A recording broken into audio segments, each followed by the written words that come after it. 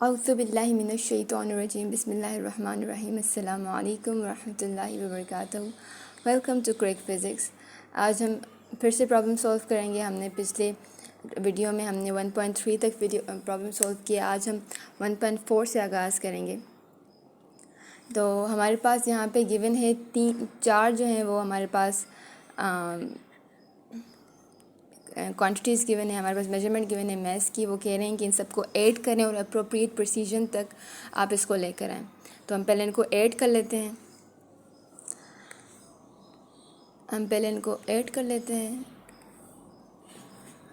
2.189, 0.089, 11.8 and 5.32। सबको add कर लेते हैं तो हमारे पास यहाँ पे आ जाता है 18, ये है हमारे पास 16,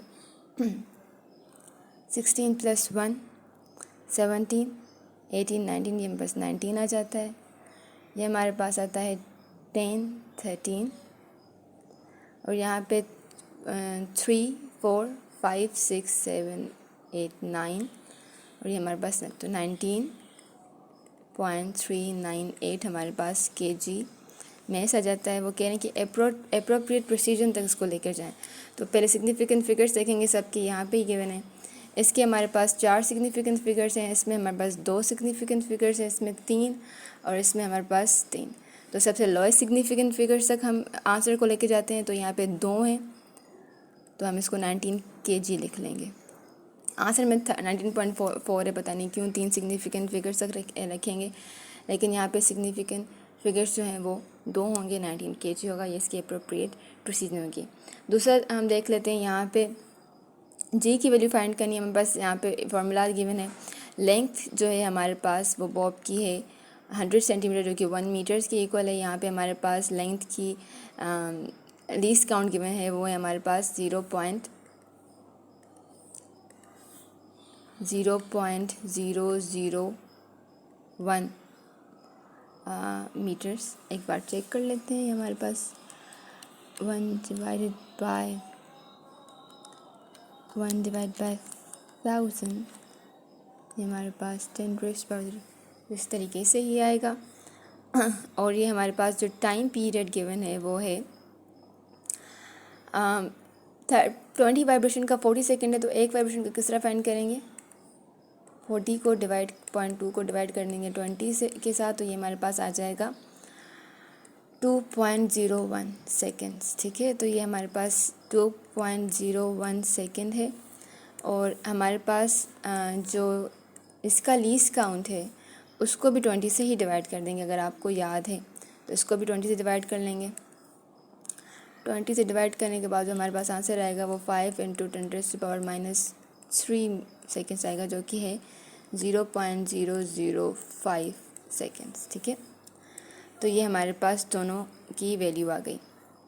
जी की वैल्यू सबसे पहले फाइंड करते हैं। ठीक है, हम सबसे पहले जी की वैल्यू फाइंड करते हैं। वो क्या होगी? फार्मूला के अकॉर्डिंग T2πLG। इसकी पहले दोनों साइड पे स्क्वायर ले लेते हैं। 4π² L × जी को साइड ले लेते हैं, लेके जाते हैं। टी को इस साइड लेके जाते हैं। जी हमारे पास आएगा 4πL T²। तो यहाँ पे हमारे पास जो वैल्यूज़ आएंगी वो 4 × 3.14², और ये हमारे पास 1, और ये हमारे पास 2.01 होल स्क्वायर। जी की वैल्यू यहाँ पे राउंड ऑफ करने के बाद 3 सिग्निफिकेंट फिगर्स हैं, तो राउंड ऑफ करने के बाद हमारे पास यहाँ पे आती है 9.76। ठीक है, उसके बाद 7 1 है, लेकिन हम ये 3 सिग्निफिकेंट फिगर्स तक की रखेंगे। सही, अब हम परसेंटेज एरर फाइंड करेंगे। परसेंटेज एरर फाइंड करेंगे हम इन लेंथ। तो वो क्या होगा? लीस्ट काउंट 0.001 को डिवाइड करेंगे हम 1 के साथ और 100 से मल्टीप्लाई कर देंगे, तो हमारे पास 0.1% एरर आएगा। इस तरीके से हम जो है वो एरर फाइंड करेंगे इन टी, तो वो हमारे पास आएगा।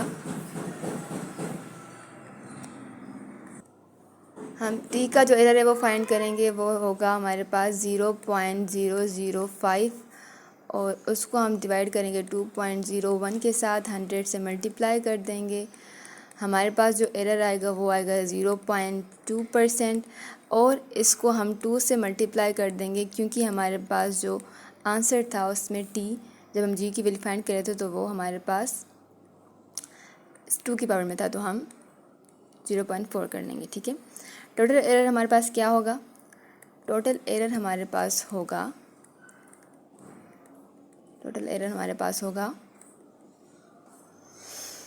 0.1 प्लस 0.4%, वो होगा हमारे पास 0.5%। तो हमारे पास जो डेल्टा जी आएगा वो 9.76 इंटू 0.5% डिवाइडेड बाय 100%। इसको एक बार देख लेते हैं किस तरीके से। 9.76 इंटू 0.5 डिवाइड बाय 100, तो ये हमारे पास आंसर आता है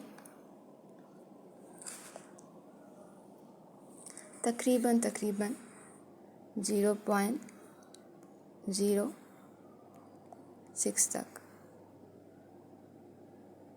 ठीक,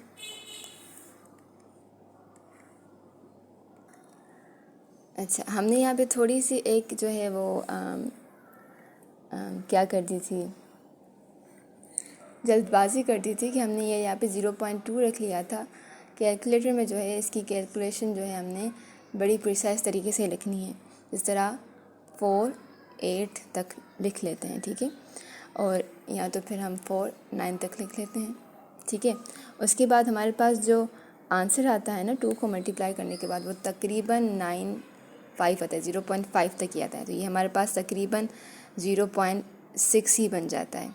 यहाँ पे जब हम 6 लिखेंगे ना तो हमारे पास जो वैल्यूज़ आएंगी फिर वो हमारे पास तकरीबन 0.6 तक ही आएंगी। ठीक है, 0.058 जो 0.06 मीटर तक ही डेल्टा जी की वैल्यू आएंगी। ठीक है, तो हमने एरर को बिल्कुल प्रिसाइज लिखना है। ठीक है, यहाँ पे एक मिस्टेक हो गई थी। सही, तो डेल्टा जी जो है, सॉरी, हमारे पास जी की जो वैल्यू है वो किस तरह लिखी होगी?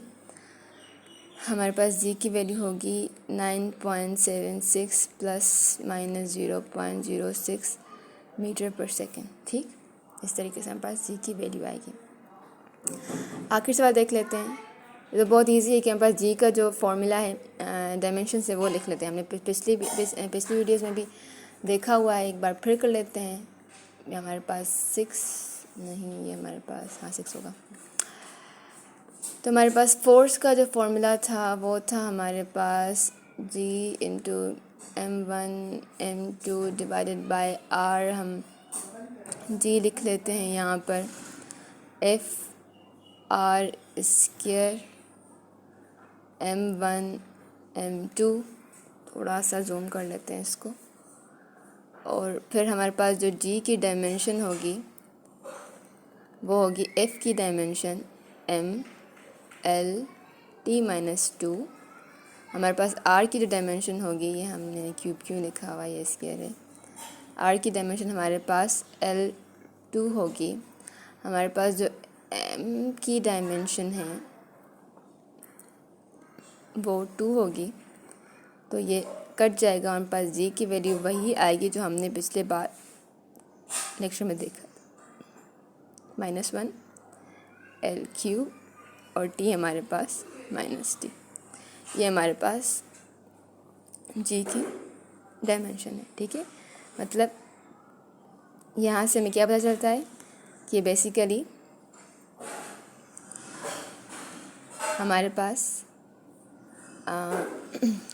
Newton metre square over kilogram square, यहाँ से पता चलता है। क्योंकि अगर यहाँ पे ये किलोग्राम स्क्वायर है तो इसको डिवाइड में किलोग्राम स्क्वायर होना चाहिए, और ये मीटर स्क्वायर है तो यहाँ पे इसको ये मीटर में मीटर स्क्वायर होना चाहिए, 7 न्यूटन होना चाहिए ताकि हमें बस फोर्स का फॉर्मूला न्यूटन हो जाए। तो बेसिकली ये हमें फोर्स का जो है वो इक्वेशन बैलेंस करने में हेल्प करता है, कांस्टेंट, ठीक है, प्रोपोर्शनलिटी ऑफ कांस्टेंट।